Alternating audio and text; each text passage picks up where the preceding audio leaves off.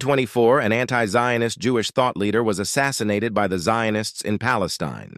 Jacob Israel de Haan was a Dutch Jewish poet, lawyer, and journalist who immigrated to Palestine in 1919. Once in Palestine, he slowly started to speak out strongly against the Zionist movement. De Haan was murdered in June by a Zionist Ukrainian Jew ordered by the Haganah group. In July, he was set to go to London as part of a delegation of a Jewish Orthodox anti-Zionist organization. Shouts of "Down with the Zionists" were heard along the funeral route. Years later, his murderer said the following: I myself spoke to him. I warned him. He had many warnings. But when there was an order, and it became, I wanted to be sure that we are not making a mistake, some kind of a mistake. So I arranged to meet with him in the synagogue. I told him, look, those people run away from hell. They found here an asylum. What do you want from them? And what did he say? What did he say? Yeah. To you. Heretic. God should kill you. God should strike you. Like a crazy man. No conversation. You could not have a conversation with him. There was no other choice. His murderer was never found. Only decennia later he confessed. After the assassination, the police offered a reward for information leading to the murderer, to no success. The Zionists denied that they were behind it and stated, quote, "The murder of Dr. de Haan was a deplorable incident, one very much to be regretted. An attempt was made to charge the Zionists with the foul deed, but no evidence connecting them with the assassination could be found. And indeed, it is inconceivable that any Zionist should have committed the dastardly act. Very likely Dr. de Haan was done to death by some Arab bandit," unquote. The British Morning Post demanded from Premier MacDonald in an editorial in response to the murder stating, quote, "Scrap the whole Zionist machinery in Palestine, and you will win the gratitude of the Arabs, the Jews, and the British," unquote. The anti-Zionist Orthodox Jewish group de Haan was a part of reacted to his murder by declaring they would not stop the work of the delegation. A month after de Haan's murder, his following spread thousands of leaflets in Yiddish around New York asking why he was slain and stating, quote, "Because he fought heroically for the liberation of the Agudath Israel, which stands for a life of independence from the Torahless Zionists who use violence to enslave the pious. Awake, for our life is in danger," unquote. These Jewish men were recently at de Haan's grave, stating their thoughts about the crime. Die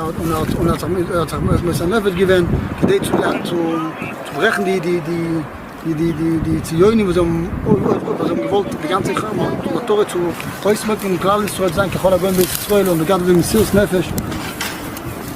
Zu räumen seinen ganzen Kern Israel nicht nur ersetzen, gelost Tagen allein, Fakirisch Hashem, also nicht Moide sein, aber wieder so, zeigt Schlomen die ganze Zeit wieder so. De Haan had a lot of influence over Jewish readers worldwide. He was the Jerusalem correspondent of the English Daily Express. He also wrote for a Dutch newspaper and the Morning Post. His anti-Zionist message was becoming a grave threat. After his assassination, another Jewish man assumed his position as the Jerusalem correspondent at the Daily Express, but turned out to be a Zionist activist, and he was fired. Apart from spreading rumors about Arabs being behind the assassination, the Zionists were busy arrogantly denying another big threat that year. Quote, "The Zionist movement has naught to fear from the news of Dr. de Haan's murder or of young Herzl's apostasy, because it is not responsible for either of these two occurrences. Dr. de Haan was killed by some unknown assailant. Hans Herzl left Judaism because he felt fit to do so, and that is where the two questions end. It is irrelevant to raise the issue that either of the two lamentable occurrences can harm the cause of Zionism. Zionism is Judaism," unquote. Hans Herzl, the son of Theodor Herzl, the founder of political Zionism, converted to Christianity.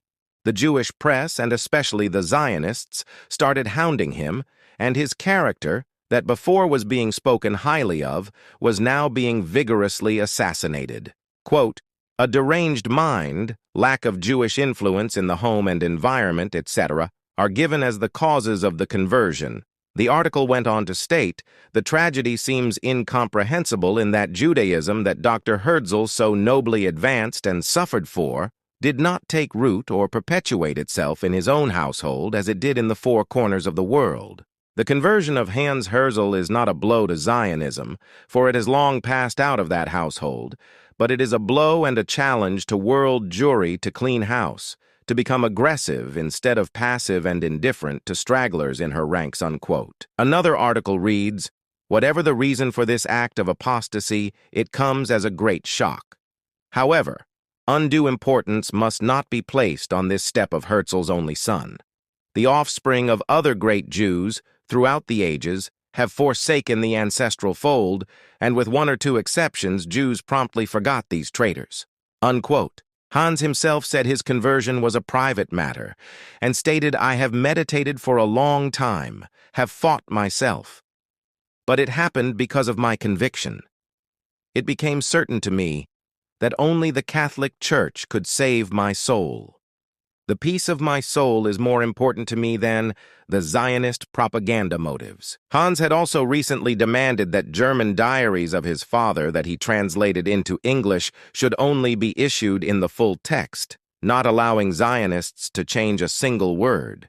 Israel Zangwill, a prominent Zionist figure, has stated, "Herzl's son has recognized that Palestine does not offer now the solution for the Jewish question. He may launch a rival solution, conversion of the Jews, en masse." Theodor Herzl's Zionist lifelong friend, Reverend Dr. Heckler, speculated that Hans Herzl's conversion to Catholicism was nothing less than a part of a conspiracy of the Roman Catholic Church against the rebuilding of Palestine as a Jewish homeland. An American Jewish newspaper responded to the conversion by saying, quote, "But why all this ado? Why does Louis Lipsky, for example, who happens to be in London, rend the ether with the agonizing cry, 'If the report is correct, it will cause great consternation among Zionists and Jews all over the world'? Do the Zionists fear this, to them, unpleasant incident because it follows so closely on the heels of the Dahan murder? It begins to look as if they feared, not only notoriety, but publicity of any but the kind that must pass their rigid censorship." Unquote. Hans wasn't the only one of the Herzl family that lived in Vienna, whose character was being assassinated by the Zionists. Theodor Herzl's wife had also fallen victim. They wrote, quote, "Unfortunately for Dr. Herzl's wife, she was not equal to the leadership of her husband. Instead of finding consolation and contentment in the inspiration that he left, she found resentment and grief, and so conversion of her only son to Catholicism was the culmination of her indifference and disloyalty." Unquote.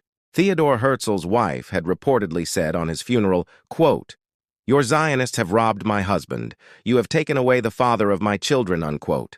Another time it was revealed by Zionists, his daughter would, quote, publicly laugh at her father's limitless devotion to the Zionist cause and caused public indignation by mistreating the picture of her father, unquote. 6 years after Hans Herzl's conversion and his character being dragged through the trenches, he unalived himself after finding out his sister had died.